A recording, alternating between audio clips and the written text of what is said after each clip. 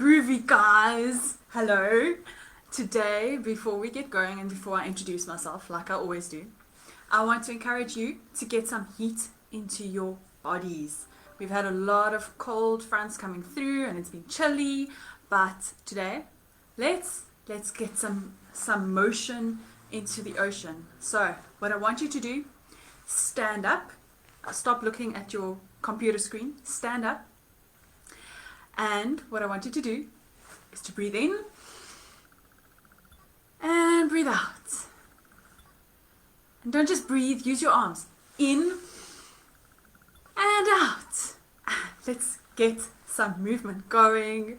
And use your arms, shake them out. And shake out your legs. You can't see me shaking out my legs. Do some star jumps. Do some burpees. I'm kidding, I won't do burpees on Facebook. That would be super awkward. But it has been cold and we need to be movers and shakers, not just in terms of our bodies, but also in terms of our businesses. So if you don't know me by now, my name is Christine Tudderp and I'm the founder and chief disruptor of UPvisor.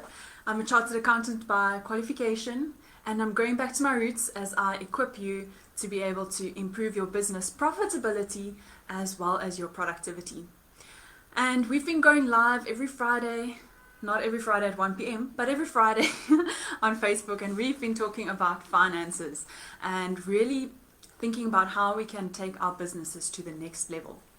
So today I promised that I will be talking about going online. And it's easy to think about going online just to mean having a website, being on Facebook, maybe upgrading your LinkedIn profile a little bit. But honestly, it's much more than that, right?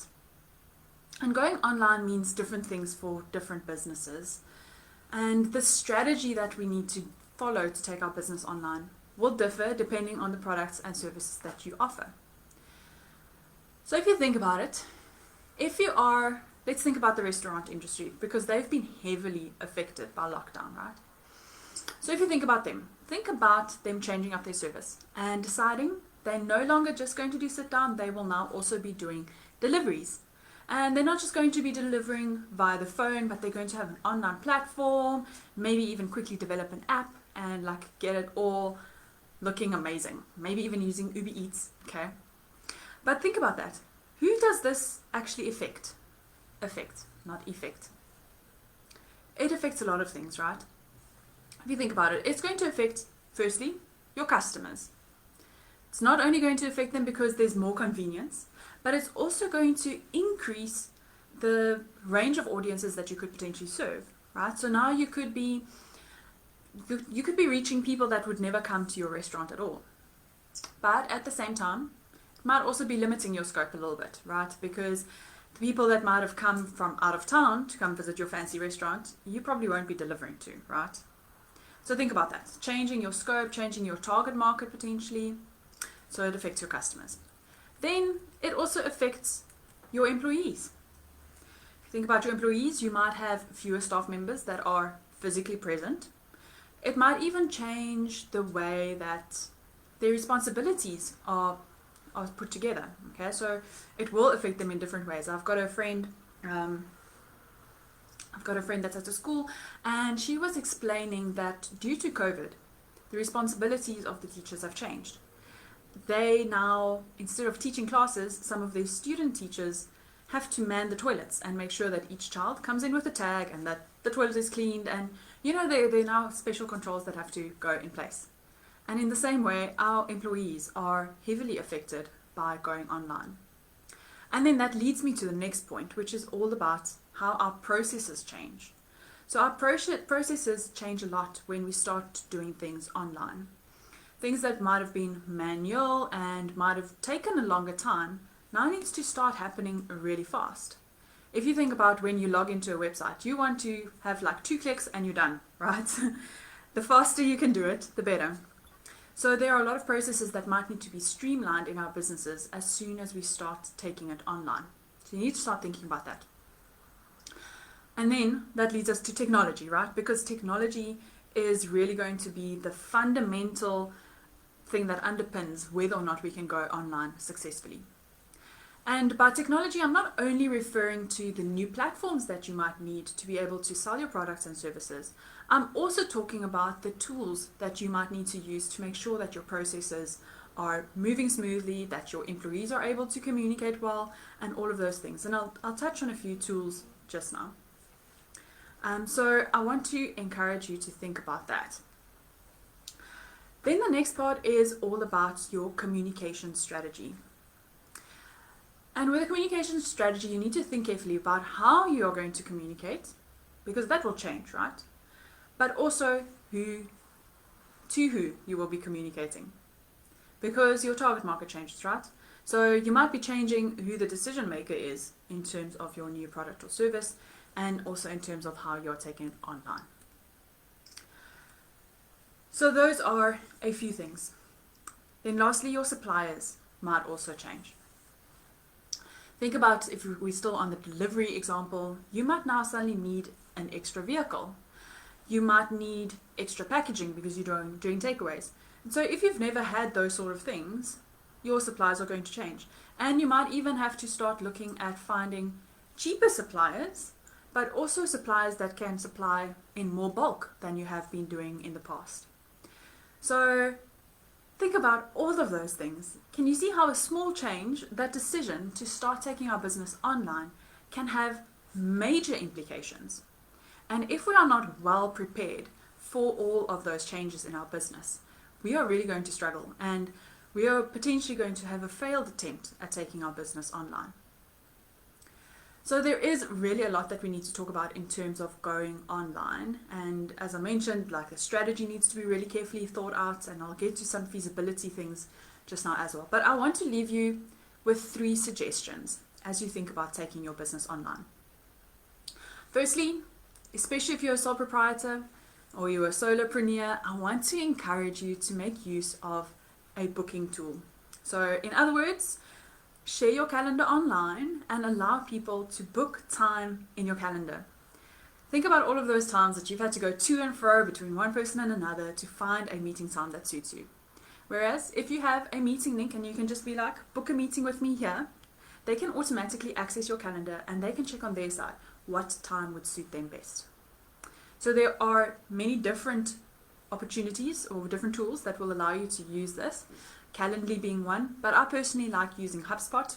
HubSpot is a customer relationship management tool, and they have this free tool that you can use to incorporate as part of your calendar.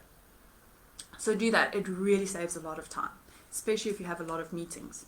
Okay, so that's the first one. And then the second point I want to make is that you need to think about how you are going to change how you are managing your remote workers.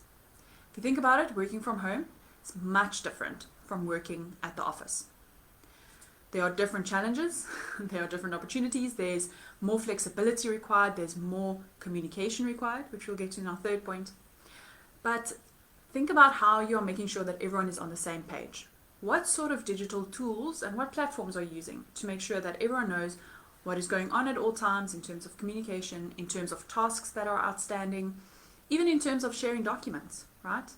So there are a lot of options here. Things like Trello or Asana, those are both task management apps. Slack, which is a communication app.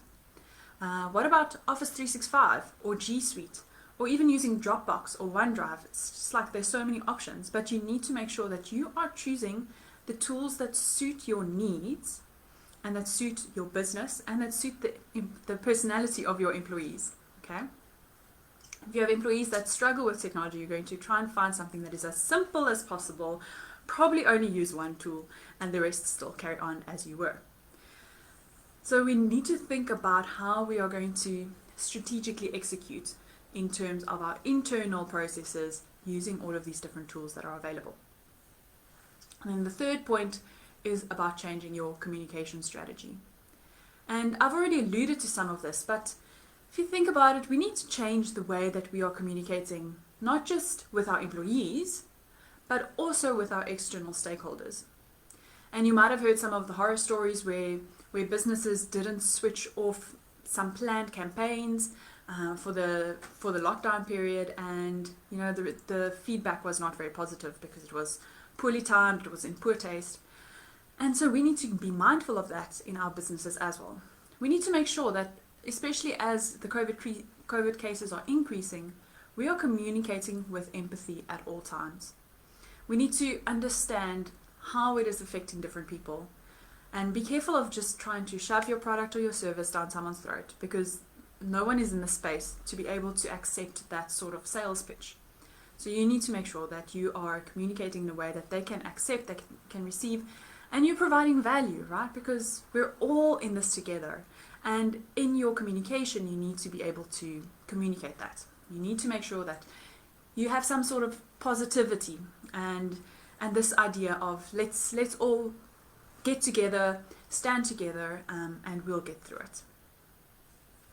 Now, there is a lot more to going online, and we've actually written a blog post specifically about this topic, and it even doesn't go into all of the details, but it's a good resource for you to go to and to go have a look at. And in there, we link out to our free guide that we have put together for employers that are now starting to manage remote workers. So really good one to go check out. It gives you examples of the different online tools that you might want to use. It gives more information about communication strategies and all sorts. So really a handy tool to go check out if you are an employer and you have employees working from home, but also just to help you manage yourself a little bit better as a business owner. So do check that out. We'll put the link in the comments below. So I want to invite you to start talking to me about some of the strategies that you have thought about to put into place in your business. And maybe tell us how you have decided to go online and how you're pivoting your services. Last week we spoke about pivoting. I'd love to know what you are up to and how it's working for you. And let's see, how can we help you put some good, sound, solid strategies into place that can actually be successful. And if you are concerned about how much all of this going online stuff is going to cost you, I want to remind you about the last free webinar we did for July, which was all about budgeting and cost and expense management. And if you missed out on that, you do still have the opportunity to access those resources up until the end of this month, which is not so much time. I think we're on the 17th today, which means we're past halfway through the month. So do make sure that you're checking those out. There's a recording, there's a worksheet, all sorts of things, okay? So we'll pop the link in for that as well. And then what else? What else? I want to see, are there any questions? We have some people joining. Yay, thank you for joining us and checking us out. If you do have any questions, please do pop us a comment below, and we will answer those after the call. But so next week, we'll be talking about managing yourself and your employees while working from home. So I've already touched on that, but let's really delve into that into a little bit more detail as you are figuring out this new remote working thing. And as COVID cases are increasing, the possibility of us working from home just increases so much more as well, right? And we need to be prepared for any eventuality. So I think that is it from me for today. Thank you for sharing the blog post there, Benevolence. Appreciate that. But yeah, I look forward to seeing you guys here next week, same time, hopefully 1 o'clock, same place. And I hope you have a wonderful weekend, and let's make sure we get our businesses online really well. I will talk to you soon. Bye bye.